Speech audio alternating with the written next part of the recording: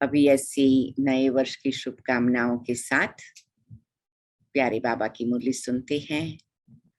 आज 2021 की अंतिम मुरली है। हम सब ने सवेरे प्यारे अव्यक्त बाप दादा की भी मुरली सुनी और हर एक को कोई न कोई पॉइंट बहुत अच्छी लगी होगी।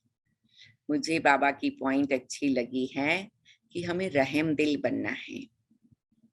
मुझे लगा कि एक शब्द में भी बाबा ने बहुत सारी हमारे पुरुषार्थ की बात बता दी। तो मैं ये कोशिश करूंगी, आप सबको भी रिक्वेस्ट करूंगी कि हर एक लक्ष्य रखो कि हम रहम दिल बनना माना क्या, उसके ऊपर विस्तार से मनन चिंतन करें और धीरे धीरे अपने आप को उस स्वरूप में स्थित करेंगे।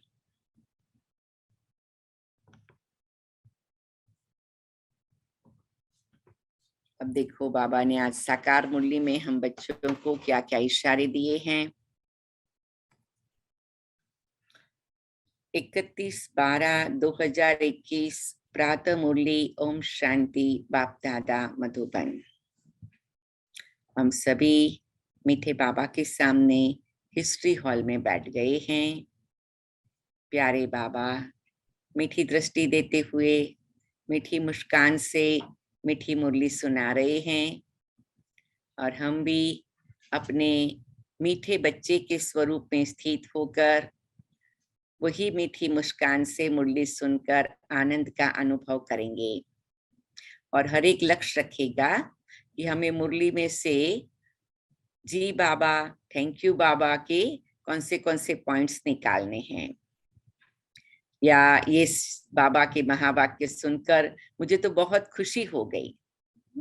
तो जो भी सेंटेंस आप सुनेंगे, जो भी महावाक्य सुनेंगे, उसको लिख लेना और इसको लिखना, वाह बाबा वाह, ये बात कह के तो आपने मेरा मन खुश कर दिया, वाह बाबा वाह, ये बात कह के तो मेरे को होता है कितना शुक्रिया करूं बाबा। तो हमें बाबा की मुरली का बहुत सुंदर अनुभव करना है। अच्छा, मीठे बच्चे सदा सुखी रहो, जितना याद करेंगे उतना सुख मिलेगा, यही बाप तुम बच्चों को आशीर्वाद देते हैं। तो आज अंतिम दिन पर बाबा ने हम बच्चों को सुख का आशीर्वाद दिया है। जैसे मुरली में भी, अव्यक्त मुरली में बाबा ने बताया, स्वमान की माला पहनो, स्वमान के अनुभव में रहो, स्वमान को बार बार दोहराओ। तो हम कौन सा स्वमान बनाएंगे? बाबा के आशीर्वाद को स्वमान बनाएंगे कि मैं आत्मा सुख के सागर की संतान, सदा सुखी रहने वाली हूँ, सुख के सागर की संतान, सुख स्वरूप हूँ। और बाबा को प्यार से कहेंगे, ऐसा सुंदर आशीर्वाद देने के लिए शुक्रिया बाबा, शुक्रिया बाबा। प्रश्न, संगम युग पर तुम बच्चे ऐसा कौन सा शुभ कार्य करते हो जो सारे कल्प में नहीं होता? बहुत सुंदर बात बाबा बता रहे हैं। उत्तर है, पवित्र बनना और बनाना सबसे शुभ कार्य है। पवित्र बनने से तुम पवित्र दुनिया के मालिक बन जाते हो। पवित्र बनने की युक्ति बाप ने बताई है कि मीठे बच्चे, तुम मुझे लव से याद करो, देही अभिमानी बनो। ऐसी युक्ति सबको सुनाते रहो। तो बाबा आए हैं हम बच्चों को पवित्र दुनिया का मालिक बनाने। और बाबा ने कहा, पवित्रता कहाँ से आएगी? पवित्रता के सागर से आएगी। पवित्रता के सागर से हमारा संबंध कैसे जुटेगा? उसके लिए बाबा ने दो बात बताई। एक तो देही अभिमानी बनो, आत्मिक स्थिति में स्थित हो जाओ, और दूसरा बाबा को प्यार से याद करो। तो ये दो काम हम करेंगे तो पवित्र दुनिया के मालिक बन जाएंगे। बनना है ना सभी को। तो बाबा को क्या कहेंगे? जी बाबा, जरूर करेंगे। ऐसे बाबा को मीठा मीठा रूह रियान करते करते मुरली सुनना है। गीत है, किसने यह सब खेल रचाया, अपने आप सभी कुछ करके अपने आप छिपाया। तो किसने ये खेल रचाया है? हमारे मीठे प्यारे बाबा ने, और अपने आप को छुपा दे दिया है। चलो ऐसे बाबा की दृष्टि लेते हुए मीठी मीठी बातें सुनते हैं। ओम शांति। शिव बाबा बैठ करके अपने बच्चों को शालिग्रामों को समझाते हैं। शिव बाबा को तो सब जानते ही हैं, यह भी जानते हैं कि शिव बाबा को अपना शरीर नहीं है।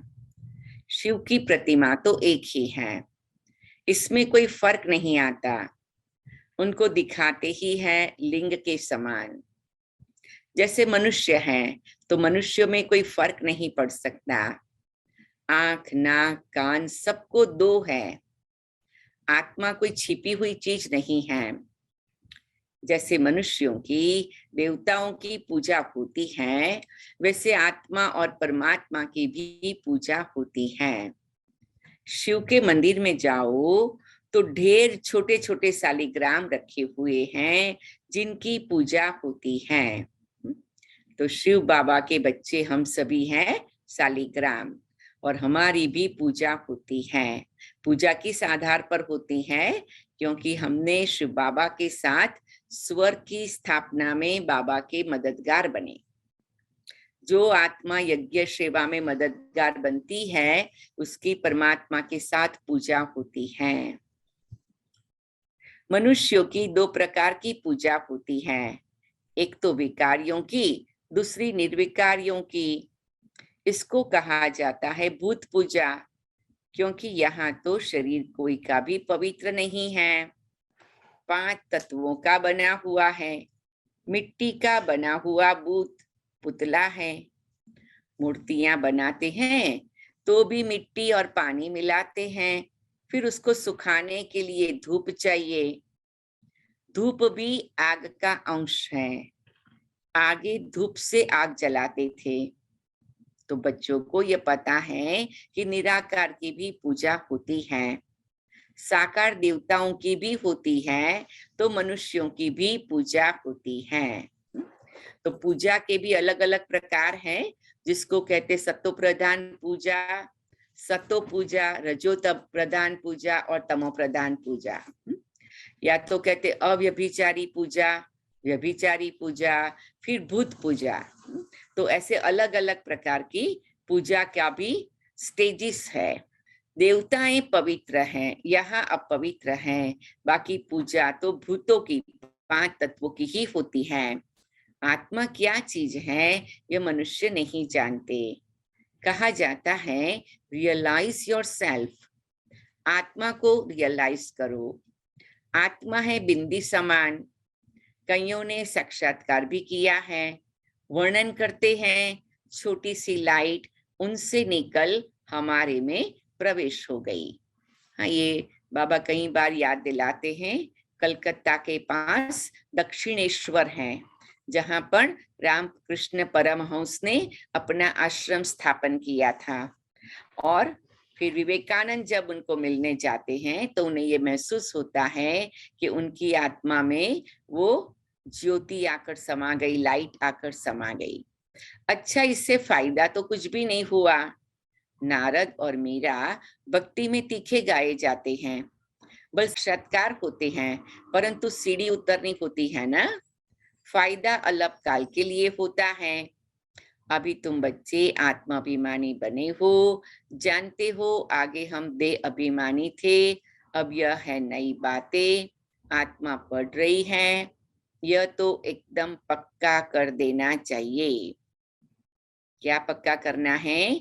बाबा हमको पढ़ाते हैं, स्वयं भगवान आकर मुझे पढ़ा रहे हैं, ये बात बाबा कहते पक्की कर लो। यह तो पहला पक्का निश्चय हो जाए। तो हम क्या कहेंगे? जी बाबा, हमें इस बात में तो निश्चय हो गया है। और फिर दूसरा बाबा कहते हैं आत्माभिमानी बनना है। आधा कल्प आत्माभिमानी बनते हैं, फिर आधा कल्प देह अभिमानी बनते हैं। सतयुग में आत्मा को यह शुद्ध अभिमान नहीं है कि हम परमात्मा को जानते हैं। शुद्ध अभिमान और अशुद्ध अभिमान होता है ना। तो ये बाबा कहते हैं तुम बच्चों को मैं ज्ञान स्वरूप बना रहा हूं कि अभिमान में भी 2-3 प्रकार हैं। हर चीज में डिफरेंट डिफरेंट प्रकार है। कर्तव्य भी शुभ और अशुभ होते हैं। कहा जाता है शुभ कार्य में देरी नहीं करनी चाहिए। बाप कहते मैं तुमको कितना अच्छा बनाता हूं, तुम पवित्र बनो तो पवित्र दुनिया का मालिक बनोगे। इन जैसा शुभ कार्य कोई हो नहीं सकता। तुम पावन थे, अब घड़ी घड़ी बाप कहते देही अभिमानी बनो। ये आत्म अभिमानी बनने की जो हमारी यात्रा है, जर्नी है, ये बहुत सूक्ष्म है और कभी कभी हमें मालूम भी नहीं पड़ता है कि कब देह अभिमान आ जाता है, कब अपनापन आ जाता है, कब हम अपने ढंग से काम करना शुरू कर देते हैं। तो इसीलिए ये बहुत लंबी यात्रा है। अपने को आत्मा समझ बाप से पूरा लव रखना है। आत्मा का संबंधी एक बाप से है, वह बैठ पढ़ाते हैं। यह प्रैक्टिकल अनुभव की बात है। बेहद के बाप से हम बेहद स्वर्ग का वर्षा ले रहे हैं। बाप भी कहते हैं हे मीठे मीठे बच्चों। आत्माओं को कहते हैं आत्मा इन कानों से सुनती है। चलो कुछ सेकंड्स के लिए साइलेंस में बैठ जाए और सोचो मैं आत्मा इन कानों से सुन रही हूँ। आत्मा अलग है, कान अलग है। कान से सुनती हूँ, बुद्धि से समझती हूँ, मन से उसके ऊपर संकल्प चलता है, दिल में बाबा के लिए शुक्रिया आता है, दिमाग में रियलाइजेशन होता है कि इसको धारण करना है और संस्कार बदलते हैं। तो ये बात को हमें अनुभव करना है कि मैं कानों से सुन रही हूं, लेकिन फिर सारा प्रोसेस कितना होता है। कानों से शब्द आत्मा को टच किए। तो ये जब हम घड़ी घड़ी मुरली में बीच बीच में रुक करके ये अनुभव करेंगे, अभ्यास करेंगे, तो आत्मा पर ज्ञान का रंग, बाबा के प्यार का रंग, शक्ति का रूप लाएगा। उसका बहुत अनुभव अच्छा हो सकेगा। तुम समझते हो आज हमको कौन मीठे मीठे बच्चे कह रहे हैं? मीठे मीठे बच्चे, बाप का बच्चों पर लव रहता है ना, बहुत खुशी से बच्चों की पालना करते हैं। यह भी बच्चों का बेहद का बाप है। आत्मा कहती है हम शरीर के ऑर्गन्स द्वारा सुनता हूँ। जब बाबा ऐसे कहते हैं ना तो स्टॉप हो जाना है, पॉज हो जाना है और मेक श्योर करना है कि कानों से भगवान के महावाक्य मेरी आत्मा तक पहुंच रहे हैं। अज्ञान काल में बाप बच्चों को कितना लव करते हैं, जानते हैं यह वारिस है, इन्हों को हम लायक बनाता हूँ। देखो ये बात मुझे बहुत अच्छी लगी। बाबा कहते मैं वारिस हूँ, ये पक्का है क्योंकि बाबा की बनी, लेकिन बाबा मुझे लायक बनाता है। अगर हम लायक नहीं बने तो फिर सुखी नहीं बन सकते हैं। तो बाबा ने बहुत अच्छा कहा कि लायक बनाता हूं जिससे बहुत सुखी बने। तो हमें बार बार ये सोचना है कि बाबा मुझे सत्युग के लिए लायक बना रहे हैं, तो रोज मुझे नई बात सीखनी पड़ेगी, रोज मुझे नई बात अनुभव करनी पड़ेगी। कभी कभी हमें जो बात पसंद नहीं आएगी ना, वो भी सीखनी पड़ेगी।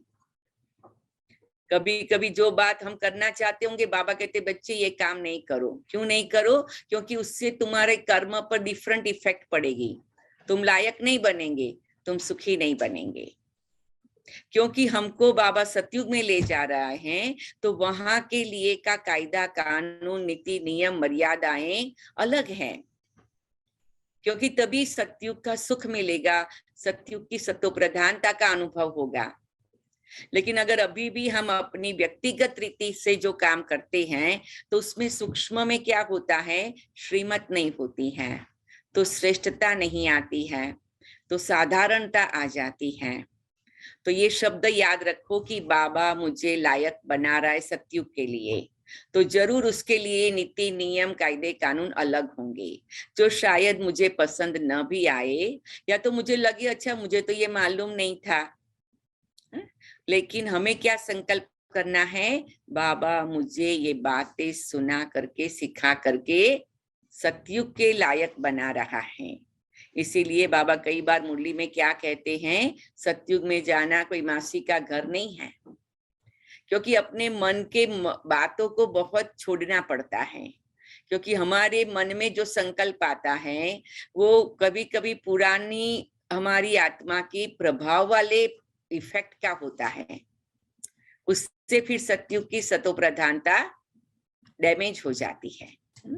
इसलिए इसको अंडरलाइन करना, बाबा मुझे लायक बना रहा है। जब किसी को भी लायक बनाया जाता है, मतलब ट्रेनिंग दी जाती है, तो अलग प्रकार की ट्रेनिंग देंगे ना। अगर मुझे सब कुछ आता ही है और जो मुझे मालूम है वही मैं करूं और मुझे पसंद आए वही मैं करूं, तो फिर मैंने ट्रेनिंग क्या लिया? मुझे जो मन हुआ मैंने कर लिया, तो फिर मैं लायक कहाँ बनी? बराबर ना। तो अगर हमें सत्युग के लिए लायक बनना है, तो there is certain system to follow.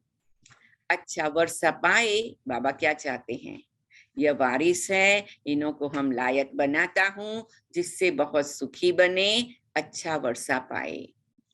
कहते हैं ना, बच्चे जीते रहो, सुखी बनो, आशीर्वाद निकलती रहेगी, बच्चा सदैव सुखी हो। परंतु वह तो सदा सुखी हो न सके। तुम बच्चे जानते हो, बाबा हमको आशीर्वाद दे रहे हैं, सदा सुखी रहो, मुझे याद करो। बाप कितना प्यार प्रेम नम्रता से बैठ समझाते हैं। बाप बच्चों का सर्वेंट है ना। कितने बच्चों की चाकरी करनी होती है, माँ मर जाती है तो बाप को सब कुछ बच्चों का करना पड़ता है। यह बाप कितना बच्चों को प्यार से समझाते हैं, अपने पैरों पर खड़ा होना है, आत्मा तुमको बाप से वर्षा लेना है। अपने आप को बाबा कहते, कहो हे आत्मा तुमको बाप से वर्षा लेना है। तो वर्षे के लिए जो भी नीति नियम कायदे कानून है उसको फॉलो करना है। जैसे लौकिक दुनिया में भी गवर्नमेंट के कुछ भी बेनिफिट्स मिलते हैं ना, तो फिर कहते उसके ये नियम है, उसके ये कायदे हैं, है ना। तो हमें भी बाबा का वर्षा तभी मिलेगा जब हम उसको फॉलो करेंगे। देह का भान छोड़ अपने को आत्मा समझो, यह बड़ा भारी सबक है। और आगे बाबा क्या कहते हैं, बच्चे घड़ी घड़ी भूल जाते हैं और ऐसा कर्म कर देते हैं तो फिर तकदीर को लकीर लग सकती है, बुद्धि थोड़ी भारी हो सकती है। तो इसीलिए बाप कितना प्यार से नम्रता से प्रेम से बैठ समझाते हैं। कहते हैं बाबा को याद करना भूल जाते हैं। कभी कभी तो माया ऐसा रूप लाती है, हमको लगता है हम तो बाबा की याद में ही कर रहे हैं, लेकिन जो किया वो योग्य नहीं किया, हमने लगा हमने बाबा की याद में किया है। तो ये बहुत सूक्ष्म बात है, और इसीलिए बाबा कहते हैं ये जिसको कहे कि लंबी चढ़ाई है। कहते हैं बाबा को याद करना भूल जाते हैं। देखो अगर हम ये रियलाइज करें कि मैं याद करना भूल गई तो बहुत अच्छा, दोबारा याद कर लेंगे, रियलाइज हुआ कि मैंने मिस्टेक किया है ना। लेकिन कभी कभी तो हम ऐसा काम भी करते हैं कि जो योग्य नहीं है, लेकिन समझते हमने बाबा की याद में किया है, तब थोड़ी रिस्क हो जाती है, तब थोड़ा खतरा हो जाता है। इसीलिए बाबा ने कहा ये बड़ा भारी सबक है, याद अक्षर बड़ा सहज है। योग व निष्ठा आदि ये शास्त्रों के अक्षर हैं।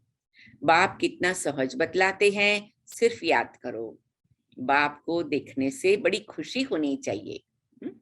आप जब भी बाबा के सामने बैठते हैं, बाबा के रूम में जाकर बाबा के सामने बैठते हैं, या बुद्धि से मधुबन के 4 धाम की यात्रा करते हैं, या वीडियो में अव्यक्त बाप दादा को देखते हैं, क्या खुशी होती है? बाप को देखने से बड़ी खुशी होनी चाहिए, बाबा तो ये कहता है। तो हर एक अपनी खुशी को देखना। हमारे जैसा बाबा दुनिया में किसी को नहीं मिलता। तुम जानते हो हम आत्मा पतित बनी थी, अब बाप पावन बनाते हैं, इसलिए पुकारते भी है, हे पतित पावन आओ, आकर पावन बनाओ। जी बाबा, जी बाबा, जी बाबा। बाबा को याद करने के सिवाय और कोई तकलीफ नहीं देते हैं। इसका नाम ही है सहज याद, सहज ज्ञान। यह भी बच्चे समझ गए हैं, बाप सत्य है, चैतन्य है, उनकी आत्मा ज्ञान का सागर है, ज्ञान की अथॉरिटी है। यहाँ मनुष्यों की महिमा होती है, फलाना शास्त्रों की अथॉरिटी है। कोई कोई व्यक्ति होते ना शास्त्र इतना अच्छी तरह समझाते हैं। यहाँ बाप कहते मैं ही सभी वेदों शास्त्रों को जानता हूँ, अथॉरिटी हूँ। भक्ति मार्ग में चित्र भी दिखाते हैं। विष्णु की नाभि से ब्रह्मा निकला, उनको फिर शास्त्र दिए हैं। ब्रह्मा द्वारा सब वेदों शास्त्रों का सार समझाते हैं। बाप सभी बातें अच्छी रीति समझाते हैं। अब ब्रह्मा तो है सूक्ष्म वतन में, भगवान हो गया मूल वतन में। अब सूक्ष्म वतन में किसको ज्ञान सुनाएंगे? जरूर यहाँ आकर सुनाएंगे, क्योंकि बाबा कहते सूक्ष्म वतन में तो शब्द नहीं है, वहां तो केवल मूवी की भाषा है। यह बड़ी समझने की बातें हैं। ब्रह्मा द्वारा सब शास्त्रों का सार भगवान कहाँ सुनाएंगे? सुनाने की बात तो यहाँ होती है ना। तो बाबा ने बहुत अच्छी तरह स्पष्ट कर दिया कि बाबा यहाँ बैठकर सब शास्त्रों का सार सुनाते हैं। भक्ति मार्ग में हमें होता है ना शास्त्रों की भी बहुत ऊंची, जिसको कहे कि ज्ञान की बातें हैं, तो उन सभी शास्त्रों का सार बाबा आकर के सुनाते हैं। तो हमें सभी शास्त्र पढ़ने की भी जरूरत नहीं, इतने बड़े बड़े वॉल्यूम्स होते हैं शास्त्र के। और यहाँ तो सार समझा दिया बाबा ने। अभी तुम प्रैक्टिकल में जानते हो कैसे भगवान आकर ब्रह्मा द्वारा हमें सुनाते हैं। जी बाबा, जी बाबा, जी बाबा। बच्चों को तो अथाह खुशी होनी चाहिए। हाँ, कितनी खुशी होती है। मनुष्य 5-10 लाख कमाते हैं, कितना खुशी होती है, कितनी खुशी होती है। यहाँ बाप बैठ तुम्हारा खजाना भरते हैं।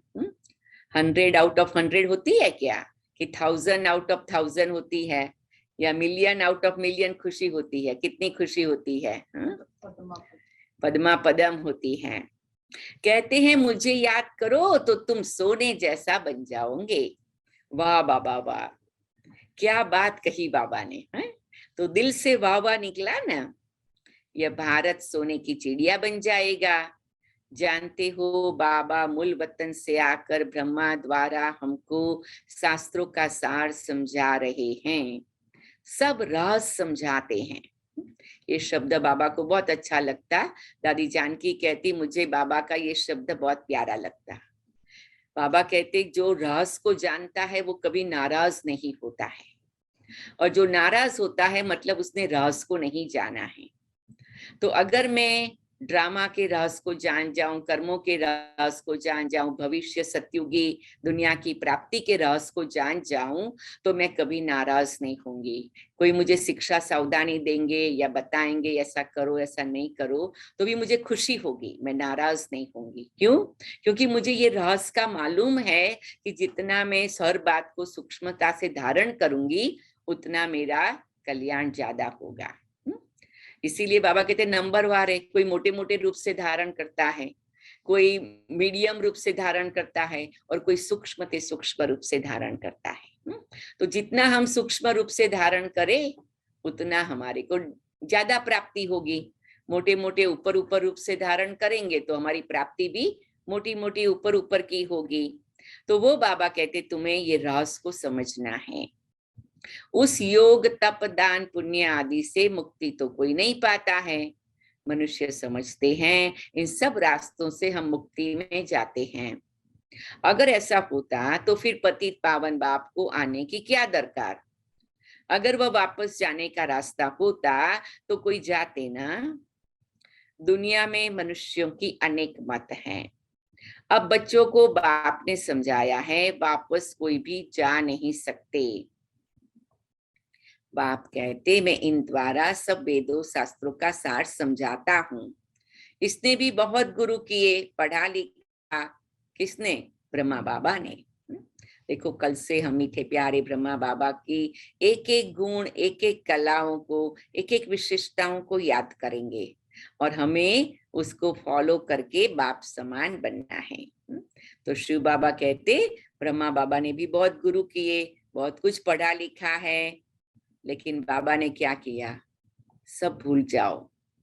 शिव बाबा ने ब्रह्मा बाबा को ऑर्डर किया सब भूल जाओ। कितना बड़ा त्याग किया ब्रह्मा बाबा ने, दादा लेखराज ने। हाँ, तो त्याग किए बिना दादा लेखराज से वो ब्रह्मा नहीं बनता था। कुछ भी हो गया, अगर वो दादा लेखराज का रूप उसको याद आ जाए तो ब्रह्मा का रूप खत्म हो जाएगा। दोनों साइमल्टेनियस चल रहा था ना, साथ साथ चल रहा था। तो बाबा भी हमें कहते हैं तुम सब कुछ भूल जाओ। क्या हम तैयार हैं भूलने के लिए? जितना हम भूलेंगे उतना हम जीते जी मरेंगे, उतना हम बाबा के दिल पर चढ़ेंगे। आधा भूलेंगे तो आधा चढ़ेंगे, पूरा भूलेंगे तो पूरा चढ़ेंगे। बाबा तो हमें बता करके डिटैच हो जाता है, फिर हम जितना करें, क्योंकि बाबा शिक्षक का रूप प्ले करता है ना, परम शिक्षक बनके। जैसे स्कूल में शिक्षक कहता है इतनी पढ़ाई करेंगे तो फर्स्ट नंबर आएगा, इतनी करेंगे तो सेकंड नंबर आएगा, इतनी करेंगे तो थर्ड नंबर आएगा। शिक्षक सब कुछ बता देता है, फिर शिक्षक क्या करता है? डिटैच हो जाता है। फिर स्टूडेंट पढ़े, जैसी एग्जाम देवे, जैसा होमवर्क करे। तो यहाँ भी बाबा बैठ करके बता देता है, फिर बाबा क्या करते हैं?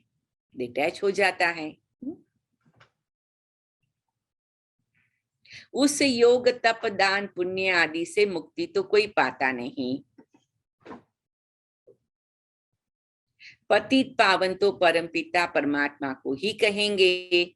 वह मनुष्य सृष्टि का बीज रूप वृक्षपति चैतन्य है। आत्माएं सब चैतन्य हैं। तुम जानते हो हम मूल वतन में जाकर फिर आएंगे पार्ट बजाने।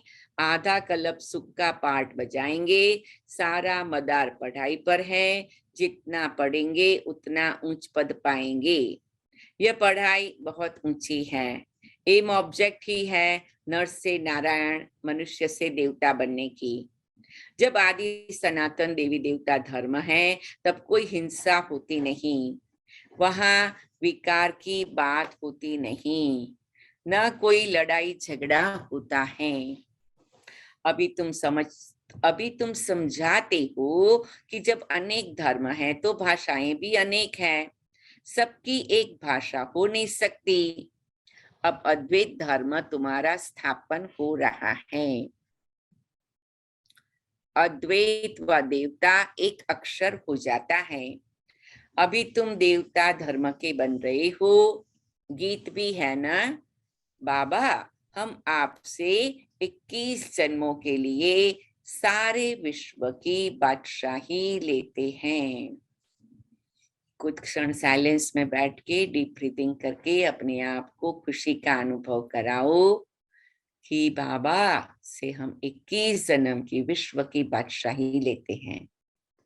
कितने आनंद की बात है, कितनी खुशी की बात है, कितने सुकून की बात है, कितने सुख की बात है। अनुभव करो। वहां ऐसे कोई नहीं कहेंगे कि यह हमारी स्पेस है, यहाँ से तुम पास न करो। यहाँ तो एक दूसरे को डराते रहते हैं। बैठे बैठे लड़ने झगड़ने का भूत आ बैठा है। तुम बच्चे जानते हो हम श्रीमत पर अपनी राजधानी स्थापन कर रहे हैं। हम विश्व के मालिक बनते हैं। हम होंगे भारत में ही। दिल्ली के आसपास ही नदियों पर होंगे। वहां सदैव बाहरी मौसम होती है, सदा सुखी रहते हैं, प्रकृति भी सतो प्रधान होती है ना। तुम समझ सकते हो हम कैसे दैवी राज्य स्थापन कर रहे हैं।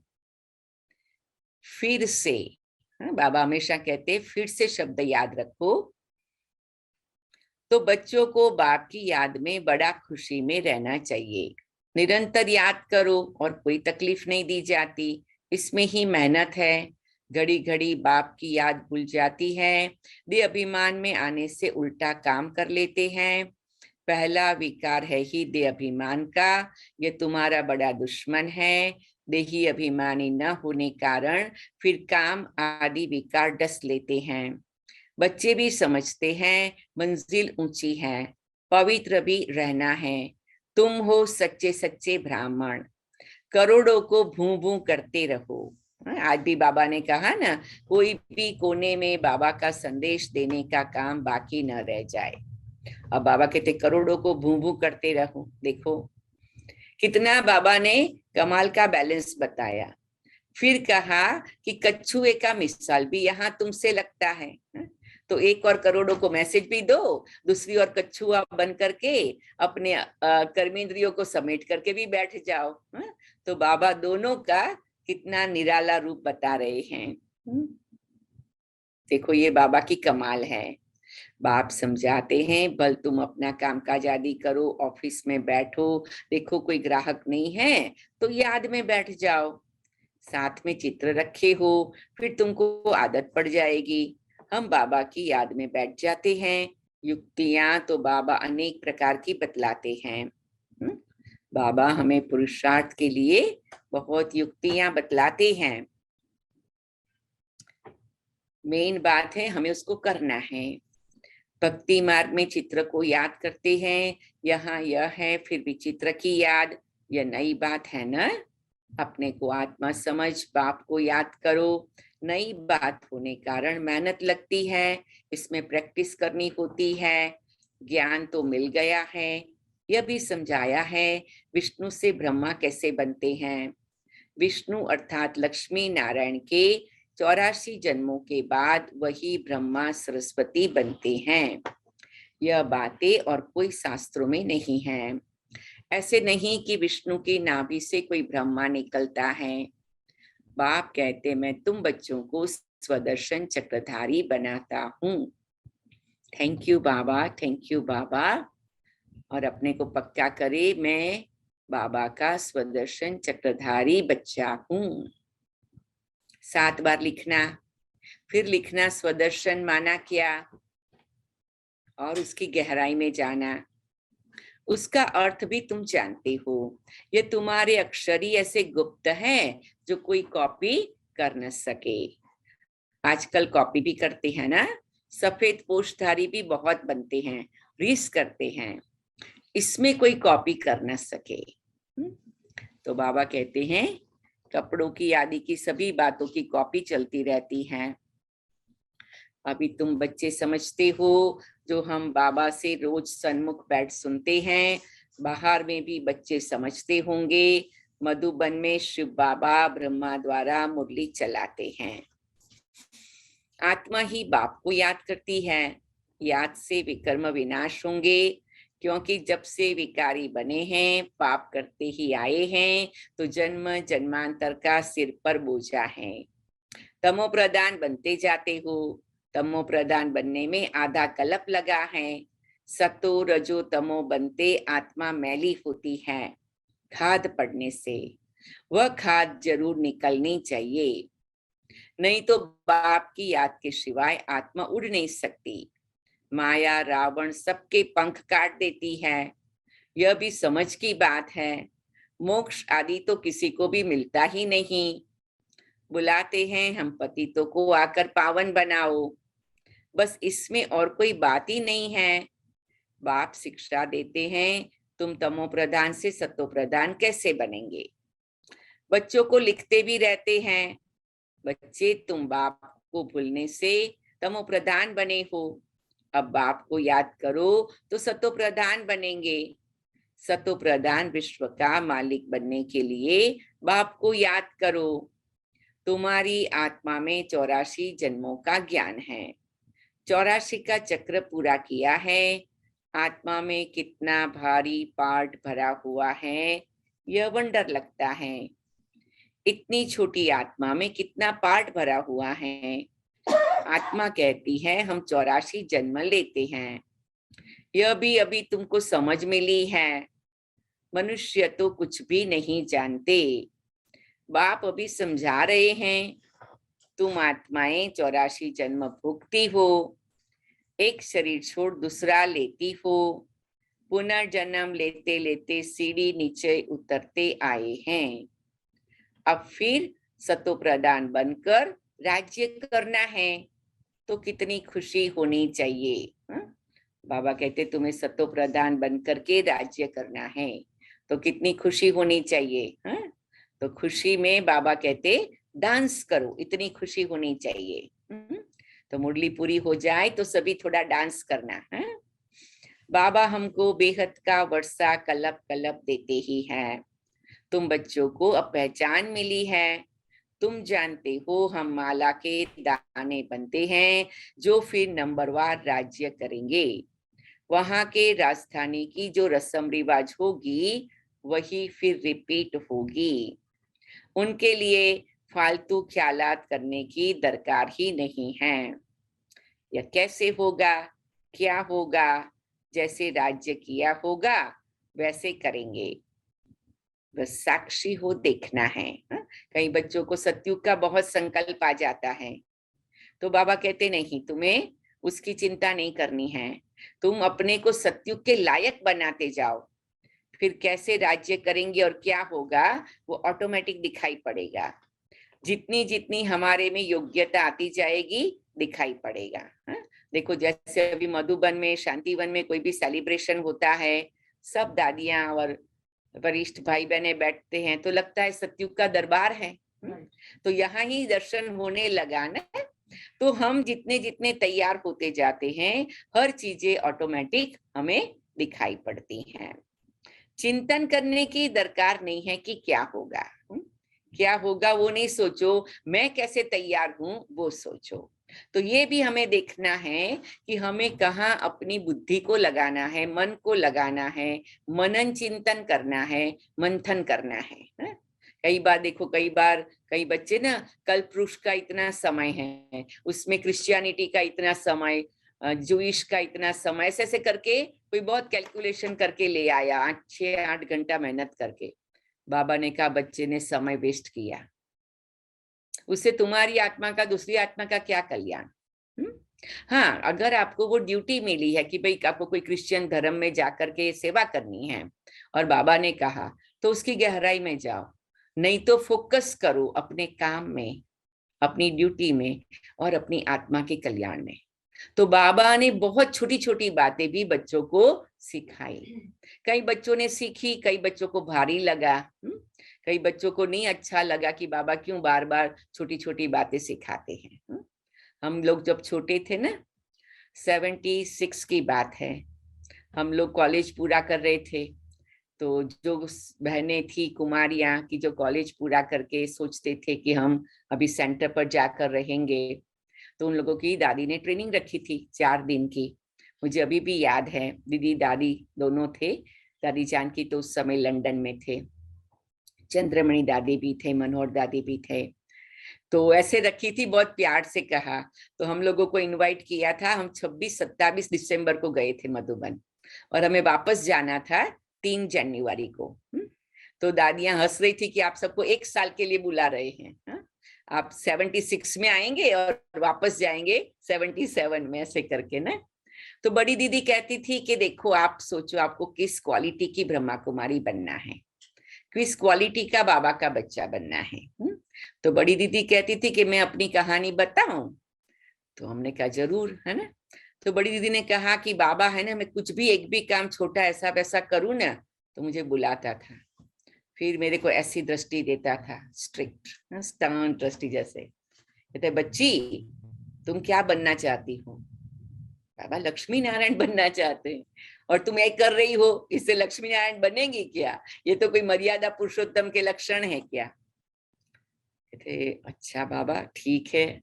तो जैसे बाबा ध्यान खींचवाते थे, फिर कहती एक बार मेरे से रहा नहीं गया, क्योंकि 3-4 दिन कंटिन्यूअस मुझे शिक्षा सावधानी मिली।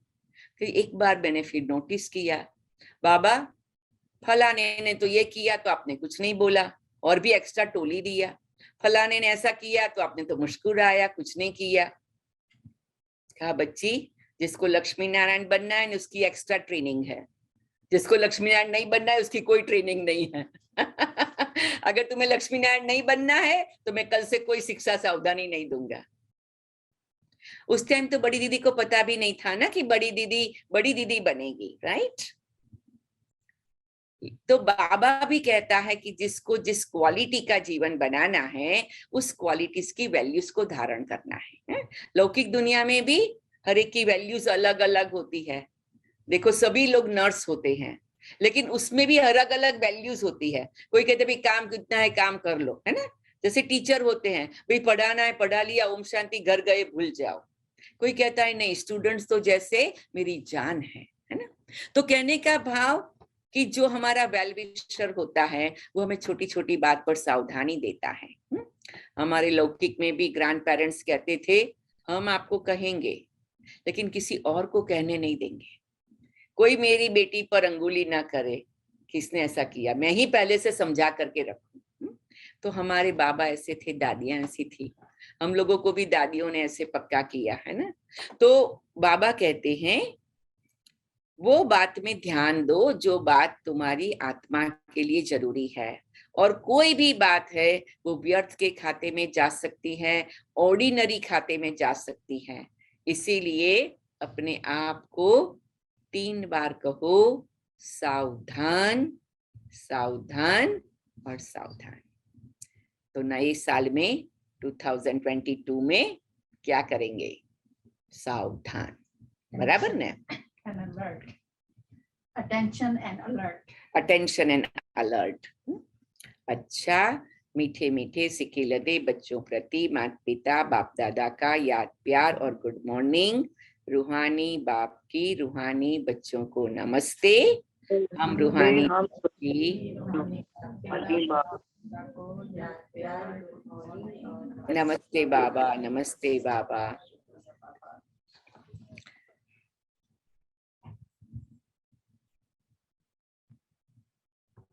धारणा के लिए मुख्य सार, शुभ कार्य में देरी नहीं करनी है।